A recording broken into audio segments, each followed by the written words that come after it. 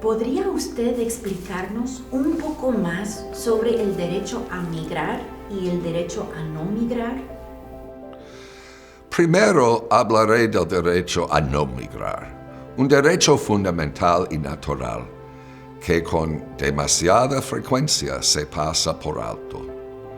La Iglesia enseña que las personas tienen derecho a encontrar seguridad, oportunidades económicas y dignidad en su propia tierra, en lugar de verse obligadas a marcharse debido a la pobreza, la violencia, la guerra, la persecución o los desastres naturales. Huyen por miedo o desesperación. La Iglesia ha recalcado que deben abordarse las causas profundas de la migración forzada para que las personas puedan permanecer con sus familias en sus propios países y culturas. La responsabilidad de proteger el derecho a no migrar recae primero en su país de origen y en sus líderes políticos.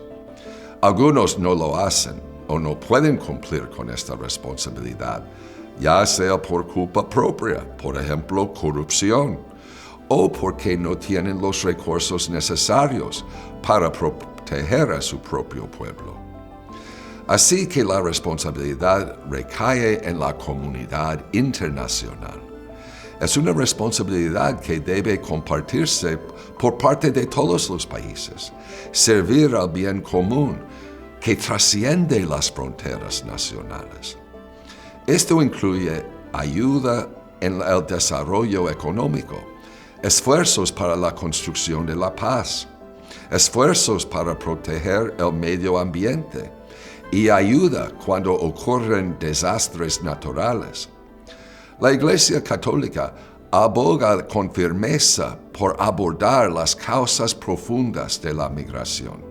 Por ejemplo, esto es una parte fundamental de la misión de Catholic Relief Services, la agencia humanitaria internacional oficial de la Iglesia en Estados Unidos.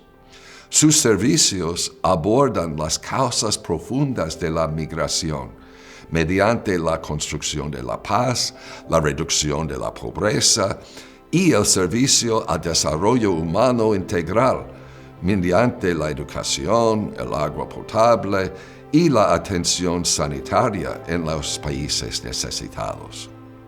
Ahora me gustaría volver al tema del derecho a migrar. La persona tiene derecho a vivir de la mejor manera, acorde a su dignidad creada a imagen y semejanza de Dios. Un derecho inalienable a la vida y a las actividades necesarias para sostener y desarrollar esa vida. Cuando la vida y la dignidad de uno se ven amenazadas en su tierra natal, uno tiene derecho a emigrar a otro lugar donde pueda vivir de forma humana.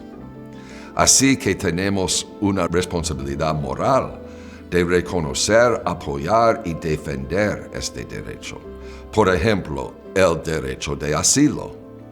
Tal derecho nunca puede ser negado cuando la vida o el bienestar de alguien y el de su familia están seriamente amenazados en su tierra natal. Tenemos el deber de estar en solidaridad con los migrantes y refugiados. La solidaridad es otro principio fundamental de la doctrina social católica. Se refiere a una virtud social fundamental dirigida al bien común.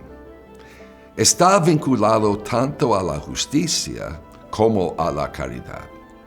Una de mis descripciones favoritas del principio de solidaridad como virtud moral viene del Papa San Juan Pablo II, quien escribió que la solidaridad no es un sentimiento superficial por los males de tantas personas, cercanas o lejanas. Al contrario, es la determinación firme y perseverante de empeñarse por el bien común. es decir, por el bien de todos y cada uno, para que todos seamos verdaderamente responsables de todos. Eso incluye, obviamente, a nuestros hermanos y hermanas migrantes. La solidaridad de la Iglesia con migrantes y refugiados es un testimonio maravilloso del Evangelio en nuestro mundo actual. Aquí en nuestra diócesis y en otros lugares, ha sido hermosa para mí ver a migrantes y refugiados reconocidos y aceptados como hermanos y hermanas.